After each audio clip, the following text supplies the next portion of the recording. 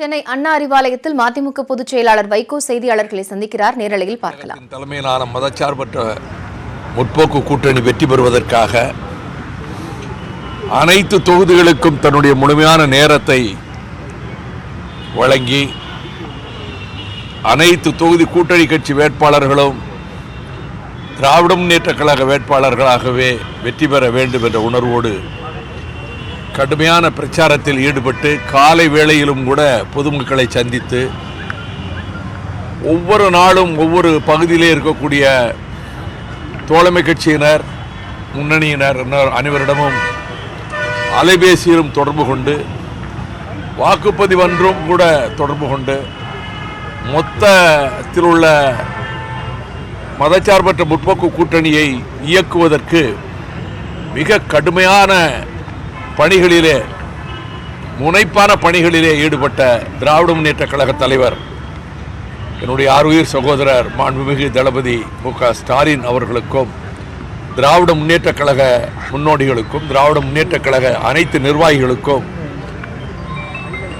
பாராட்டும் நன்றியும் தெரிவிப்பதற்காக மகிழ்ச்சியை தெரிவிப்பதற்காக நானும் எங்கள் துணை பொதுச் செயலாளர் மல்லை சத்யா அவர்களும் ஆட்சி மன்ற குழு செயலாளர் டிஆர்ஆர் செங்குட்டன் அவர்களும் மாவட்ட செயலாளர்கள் ஜீவன் சுப்பிரமணி மகேந்திரன் உள்ளிட்டோரும் வந்து சந்தித்து கருத்துக்களை பரிமாறிக்கொண்டோம்.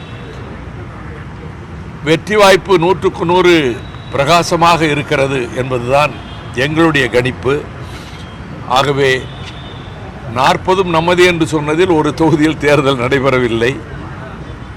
அந்த தேர்தலை நடத்தாமலே ஆம்பூர் குடியாத்தத்துக்கு தேர்தல் நடத்தியது தேர்தல் ஆணையத்தினுடைய ஒருதலை பட்சமான முடிவு. அடுத்து 4 சட்டமன்ற தொகுதிகளிலே ஒட்டப்பிடாரம், திருப்பரங்குன்றம், அரவாக்குறிச்சி, சூலூர் ஆகிய 4 தொகுதிகளிலும் அடுத்து இடைத்தேர்தல் நடைபெற இருக்கின்றது 19ஆம் தேதி.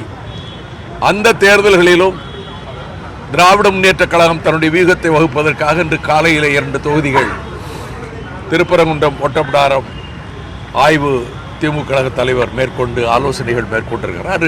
பிற்பகலிலே அரவாக்குறிச்சி, சூலூர் தொகுதிகளுக்கான ஆலோசனை மேற்கொள்ள இருக்கிறார்கள். அது குறித்தும் நாங்கள் கருத்துக்களை பரிமாறிக்கொண்டோம்.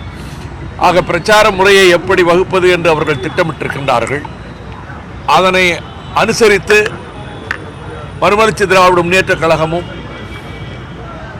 மிக முனைப்போடு இந்த 4 சட்டமன்ற தொகுதி இடைத்தேர்தல்களிலும் பாடுபடும் என்பதையும் தெரிவித்தோம். எங்கள் இயக்க நிர்வாகிகளும் தோழர்களும் அனைத்து இடங்களிலும் ஒரு அர்ப்பணிப்போடு பணியாற்றியதை மாவட்ட செயலாளர்கள் அங்கிருந்த முன்னோடிகளோடு பகிர்ந்து கொண்டோம். இப்பொழுது பாப்பிரெட்டிப்பட்டி பகுதியிலே மறுவாக்குப்பதிவு நடத்த வேண்டும் என்ற திராவிட முன்னேற்ற கழகத்தின் கோரிக்கை நியாயமானது. தேர்தல் ஆணையம் அதை ஏற்றுக்கொண்டு அந்த திராவிட முன்னேற்ற கழகத்தின் கோரிக்கையின்படி அங்கே மீண்டும் மறுவாக்குப்பதிவு நடத்தப்பட வேண்டும். அதே போலவே விடுதலை சிறுத்தைகள் கட்சியினுடைய நிறுவன தலைவர் சகோதரர் தொல் திருமா அவர்கள் வேண்டுகோள்படி பொன்பரப்பு பகுதியிலும் மறுவாக்குப்பதிவு நடத்தப்பட வேண்டும் என்ற கருத்தை நாங்களும் வலியுறுத்துகின்றோம். பொது அமைதி நிலவ வேண்டும். அதற்கு காவல்துறை கலவர உணர்வை ஏற்படுத்துகின்ற விதத்தில், பீதி உணர்ச்சி ஏற்படுத்துகின்ற விதத்தில் வன்முறையில் ஈடுபடுவர்கள் மீது மிக கடுமையான நடவடிக்கையை மேற்கொள்ள வேண்டும். பொன்னமராவதி பகுதியிலும் மக்களிடத்தில் ஒரு கொந்தளிப்பு ஏற்பட்டிருக்கிறது. அந்த கொந்தளிப்பு தணிய வேண்டும், அமைதி நிலவ வேண்டும். அதுக்கு அனைத்து தரப்பினரும், அது யாரோ இருவர் செய்த தவறான அவதூறு பிரச்சாரம் மக்களை கொந்தளிக்க செய்திருக்கின்றது. சம்பந்தப்பட்டவர்களை உடனடியாக அவர்களை கண்டுபிடித்து கைது செய்து நடவடிக்கை எடுத்து அங்கே ஏற்பட்டிருக்கிற கொந்தளிப்பை தணிக்க காவல்துறையினரும் மாவட்ட ஆட்சித்தலைவர் அவர்களும் வருவாய்த்துறை அதிகாரிகள் உட்பட அனைத்து தரப்பினரும் முழுமூச்சாக ஈடுபட வேண்டும். அரசியல் கட்சி தலைவர்களும் பொது அமைதியை நிலைநாட்டுவதற்கு ஆங்காங்கு ஒரு நல்லிணக்கத்தை ஏற்படுத்துவதற்கு முயல வேண்டும் என்பது என்னுடைய கருத்தாகும். தேர்தலில் இடையராது பணியாற்றிய திமுக தலைவர் மு.க.ஸ்டாலின் மற்றும் கூட்டணி கட்சியினர் அனைவருக்கும் நன்றி தெரிவித்துக் கொள்வதற்காக அண்ணா அறிவாலயத்திற்கு வந்திருப்பதாக கூறிய மதிமுக பொதுச் செயலாளர் வைகோ தேர்தலில் தங்கள் கூட்டணியினருக்கு 100% வெற்றி உறுதியாக இருப்பதாகவும் கூறியிருக்கிறார். இந்த சந்திப்பு குறித்த கூடுதல் விவரங்களை பின்னர் வரும் செய்திகளில் விரிவாக பார்க்கலாம். தொடரும் மற்ற செய்திகளை ஒரு சிறிய இடைவேளைக்கு பிறகு பார்க்கலாம்.